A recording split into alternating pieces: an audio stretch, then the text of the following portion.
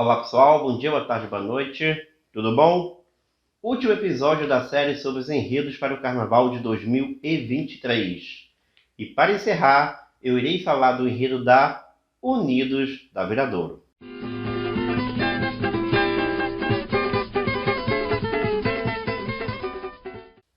A Escola de Niterói tem como enredo Rosa Corana, considerada a primeira mulher negra a escrever um livro no Brasil. O título do enredo é Rosa Maria Egipsíaca, do carnavalesco Tarcísio Zanon, que também é o autor do enredo. A história foi inspirada no livro Rosa Egipsíaca, uma santa africana no Brasil, de Luiz Motti. O texto da sinopse é de João Gustavo Melo. Bom, antes de eu falar do enredo da Viradouro, explicar o enredo da Viradouro, eu vou dar um pitaco aqui sobre a sinopse. Pois para gravar esse vídeo eu tive muita dificuldade para entender o enredo da Viradouro, porque a sinopse ajudou em nada. Está numa escrita que, a meu ver, não favorece nada para a gente entender a história de Rosa Corana. É aquele tipo de sinopse que, digamos assim, está muito enfeitada, está muito poética para inspirar os compositores, mas para o público em geral, que quer saber uma informação a mais sobre o enredo, não contribui. É uma descrita muito assim, digamos, enfeitada, muitos pontos cortados, difícil da gente conectar, difícil de a gente entender a coesão ali da história. Então, eu realmente não curti essa sinopse da Viradouro. Para ser sincero, das 12 sinopses, essa foi a que menos me agradou. Além de eu achar chato o texto, tá, gente? Sendo bem sincero, eu achei que o texto estava muito chato, o que não condiz com a história de Rosa Corana. E além disso, tem outro ponto. A história ela não é 100% biográfica. A parte inicial, a parte 1 e a parte 6, já com o enredo da Viradouro é dividido em 6 partes, ela é de inspiração do carnavalesco. Eu vou pegar até um termo que ele utilizou numa entrevista que o Tarcísio Zanon deu para o Mais Carnaval. Ele se deu uma licença poética para iniciar e encerrar o enredo sobre Rosa Corana. Por quê? Porque quase não tem informações sobre a infância de Rosa e também sobre o fim da vida dela, pois no final de sua vida ela foi levada para a África, sofreu aí um certo julgamento, uma inquisição, mas ninguém sabe exatamente o que se deu desse julgamento e como que ela viveu os últimos dias de sua vida. Então o carnavalesco se deu a liberdade para criar uma história para iniciar o enredo e também para encerrar o enredo, que deixou ainda mais difícil de entender a sinopse da Viradouro. Bom, mas eu consegui entender e vou passar a vocês a ideia, o desenrolar do enredo da Vermelho e Branco de Niterói. Vamos lá. Bom, o enredo da Viradouro inicia-se com Rosa Corana, ainda menina, em continente africano, com poderes paranormais, sendo que em determinado dia ela defrontou-se com o reflexo de uma mulher misteriosa e que carregava um manto reluzente e uma coroa luminosa, e que era levada embora por uma arca em meio a águas furiosas. Ao passar do tempo, em um ritual, Rosa tem suas lembranças, sua memória dos primeiros anos de vida apagados e é trazida como escrava para o Rio de Janeiro. E aí vou abrir um parênteses, tá, gente? A parte em que Rosa é trazida para o Rio de Janeiro, ela de fato aconteceu, parte da biografia de Rosa, mas de que ela tinha poderes paranormais, aí realmente já foi uma criação do carnavalesco Tarcísio Zanon.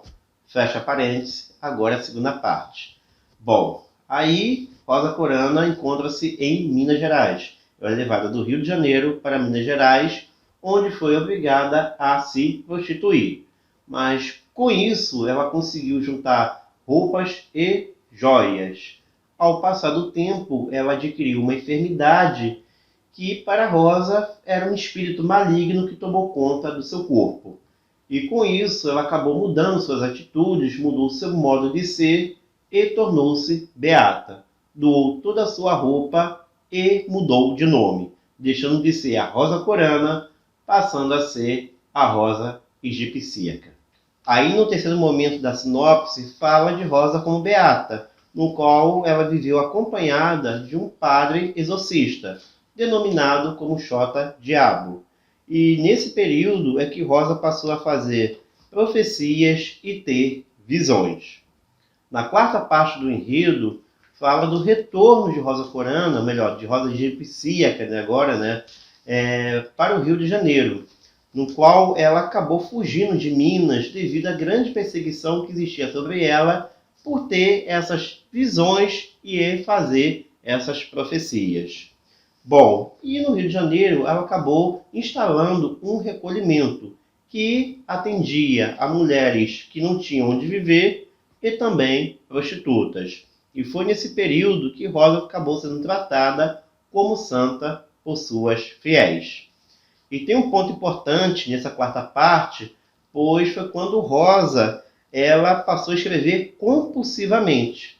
E ao escrever compulsivamente, ela acabou escrevendo o primeiro livro de uma mulher negra no Brasil. Na quinta parte, fala de uma profecia que Rosa teve de um dilúvio, no qual o recolhimento que ela criou no Rio de Janeiro se tornaria uma arca e a levaria juntamente com suas fiéis para Portugal. Lá, ela se casaria com Dom Sebastião, que estava desaparecido desde o século XVI. E que dessa união dela com Dom Sebastião surgiria um novo império, surgiria um novo redentor. E no meio dessa visão, acaba que ela tem uma revelação, pois no meio dessa arca, ela percebe, ela vê que aquela mulher misteriosa que ela viu em uma visão quando criança, que é contada na primeira parte do enredo, era ela mesma, a própria Rosa Egipsíaca. Bom, na sexta e última parte do enredo, fala de uma canonização popular. Rosa acaba se tornando santa pelos seus fiéis e o seu sonho acaba sendo cumprido, o seu desejo acaba sendo realizado. Bom, gente, sobre o enredo. É um enredo de um peso cultural relevante. Eu não poderia imaginar que uma mulher negra, durante o período da escravidão, pudesse escrever um livro. É uma informação muito importante, muito bacana para a gente conhecer mais sobre a história do país. A gente perceber que havia algumas brechas para que alguns negros pudessem ter um certo destaque no meio daquele período tão tenebroso, tão horroroso que o nosso país viveu. Mas eu confesso que, apesar disso, não foi um enredo que me encantou. Até pelo fato de eu não ser muito ligado à coisa mística. Aí é um gosto pessoal do Fábio. E como esse enredo aqui envolve muito misticismo, eu confesso que não me empolgou muito. Mas, sem dúvidas alguma, é um enredo importante. Eu confesso também que achei mais interessante a história da Rosa Corana pelos sites que eu li, pela sua biografia. Eu achei a história mais envolvente para mim, tá? Do que a forma com que o carnavalesco quer passar na avenida. Mas aí, como eu já falei, é um gosto pessoal do Fábio. Então, por isso, mas querendo ou não, é o meu gosto pessoal e não me gerou muita expectativa esse enredo da Viradouro, não. Acredito que sim, dá um bom desfile, é um tema que dá para carnavalizar bem, mas em termos de expectativa, não gerou muita expectativa, não. Então eu vou colocar esse enredo da Viradouro atrás aí da Tijuca, no caso na posição de número 8. É o oitavo enredo que me gera expectativa para o Carnaval de 2023. E aí no meu ranking termina dessa forma: Imperatriz, Mocidade, Tuiuti, Portela, Salgueiro, Beija-Flor, Tijuca, Viradouro, Grande Rio, Império Serrano, Mangueira e Vila Isabel. Dos enredos que mais me geram expectativa para os desfiles de 2023, para aqueles que me geram menos expectativa. Tá bom, gente? Agradeço àqueles que tiveram a paciência de ver aí os 12 vídeos da série e se liga nos próximos vídeos do canal, pois estou trazendo muita coisa legal para vocês. Valeu, abraços e até a próxima.